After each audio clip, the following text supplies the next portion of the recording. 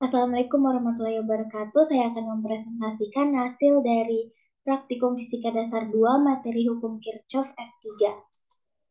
Pertama-tama perkenalkan, nama saya Laila Ratna Anjani, NIM 2201153, Teknik Perminyakan D 2022. Untuk alur presentasi yang akan saya sampaikan, mulai dari bab 1 ada pendahuluan, bab 2 dasar teori, bab 3 metodologi, bab 4 analisa data dan pembahasan, bab 5 kesimpulan dan saran.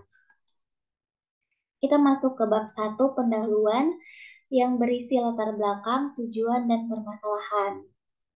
Untuk latar belakang dari praktikum ini, hukum Kirchhoff adalah suatu peraturan atau hukum yang mengatur tentang jalannya arus dan jumlah tegangan dalam suatu rangkaian arus listrik yang mempunyai lebih dari satu sumber gaya gerak listrik yang berbeda kekuatannya. Jadi intinya hukum Kirchhoff ini mengatur jumlah arus dan tegangan yang masuk dan juga tegangan yang keluar. Untuk tujuan dari praktikum ini, yang pertama memahami sifat rangkaian seri dan paralel dengan sumber arus searah. Yang kedua, memahami hubungan antara beda potensial dengan arus pada rangkaian seri dan paralel. Yang terakhir, memahami hubungan antara tingkat nyala lampu dengan penempatannya dalam rangkaian seri dan paralel.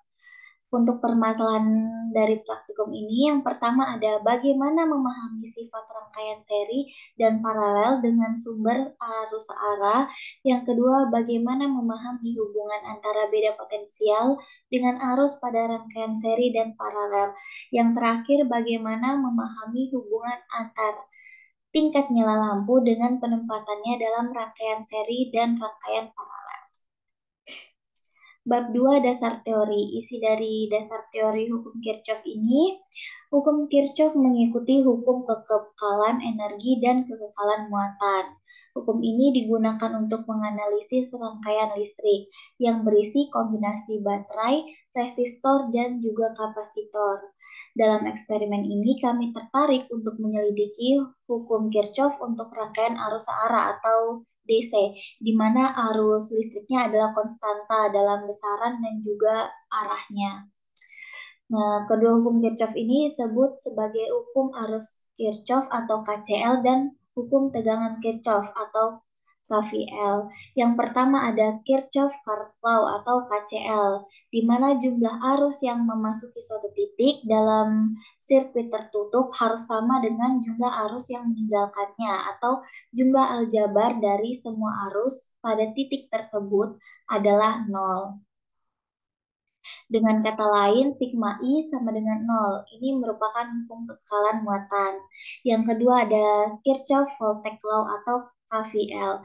Jumlah aljabar dari perubahan potensial di sekitar jalur tertutup manapun dari rangkaian tertutup sama dengan 0. Dalam istilah matematika, pernyataan ini dapat dinyatakan sebagai sigma epsilon ditambah dengan sigma IR sama dengan 0. Bab 3 metodologi yang berisi flowchart, alat, prosedur kerja, dan pengolahan data. Yang pertama flowchart, mulai selanjutnya buka link pad, klik on lab, pilih arus konvensional, pilih komponen rangkaian listrik, atur R1 1000 ohm, R2-nya 1000 ohm, R3 100 ohm. Lalu klik baterai pada bagian kiri, atur tegangannya 9 volt. Klik baterai pada bagian kanan, atur tegangannya 6 volt. Lalu klik voltmeter dari sisi kanan, lalu di drag V1 yang melalui R1 dan seterusnya.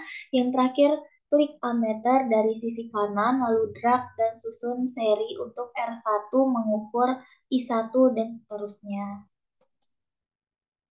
Untuk prosedur kerjanya sama dengan flowchart tadi. Yang pertama kita klik dulu pad Colorado simulation-nya, lalu klik on lab, pilih arus konvensional, pilih komponen rangkaian di sisi kiri untuk membuat rangkaian listrik.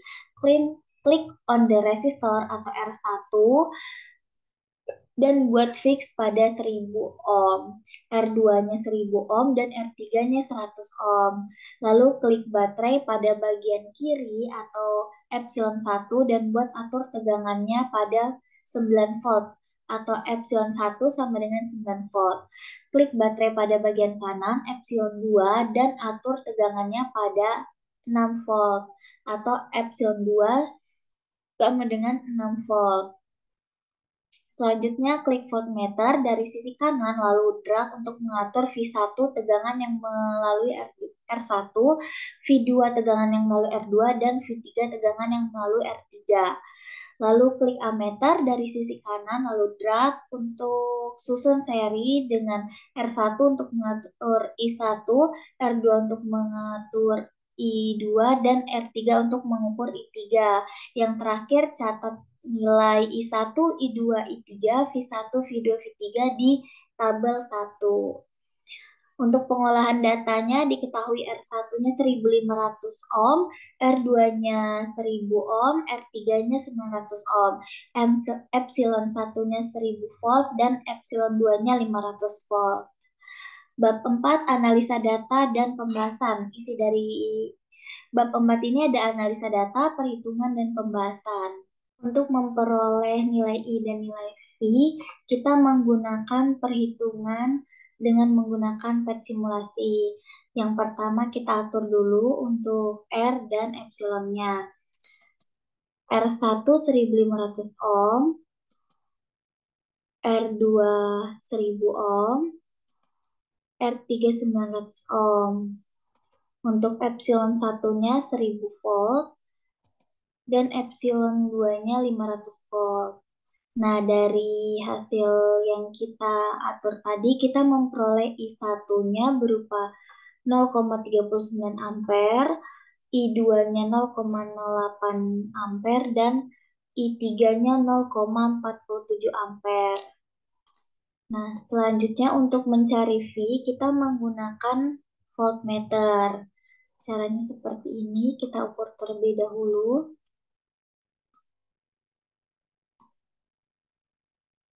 Oke, jadi V1-nya kita peroleh minus 580,86 volt. Untuk V2-nya 80,86 volt. Dan yang terakhir V3-nya minus 419,14 volt. Jadi sekian cara untuk memperoleh nilai I dan nilai V menggunakan PET simulasi. Selanjutnya kita akan menghitung menggunakan perhitungan manual dengan menggunakan loop.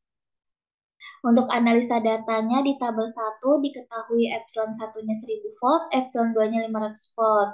Ini kita ada dua hasil pengukuran dan hasil perhitungan, di mana hasil pengukuran ini kita menggunakan PET simulator dan hasil perhitungan ini kita menghitung manual menggunakan rumus loop. Dari data ini diketahui R, I, dan juga V-nya.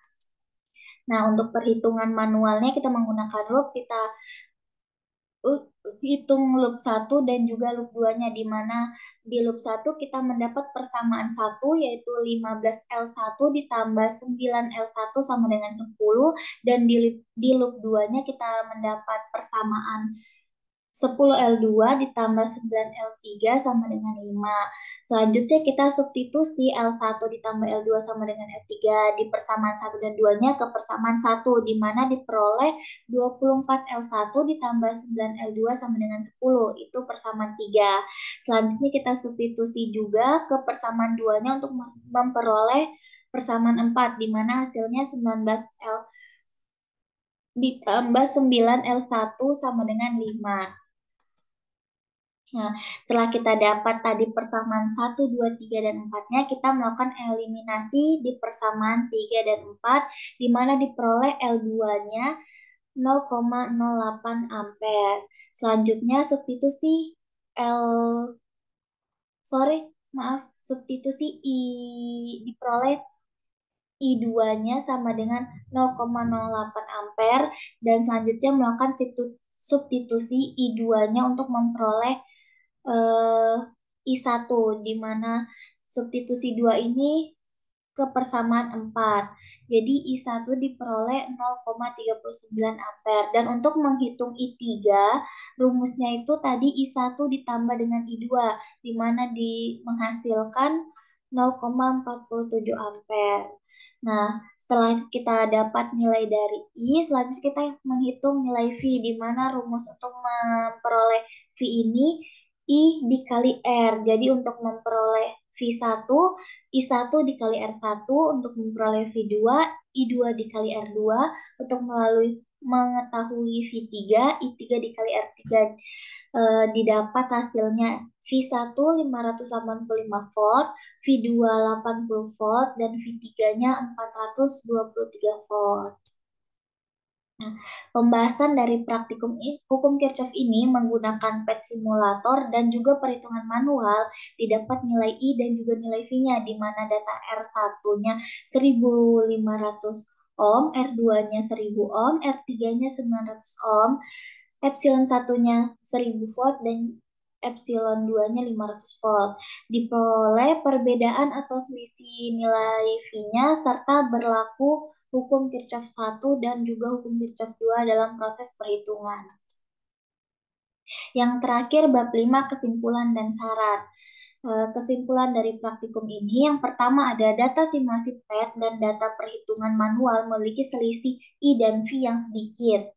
Yang kedua, hukum Kirchhoff 1 dan 2 berlaku di dalam proses perhitungan manual dalam mencari nilai I dan V-nya, di mana hukum Kirchhoff 1 sigma I sama dengan 0, dan hukum Kirchhoff 2 sigma epsilon ditambah sigma IR sama dengan 0.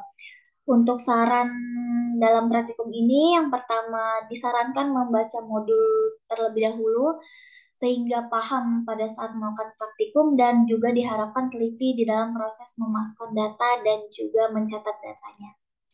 Sekian presentasi yang dapat saya sampaikan, kurang lebihnya mohon dimaafkan. Wassalamualaikum warahmatullahi wabarakatuh.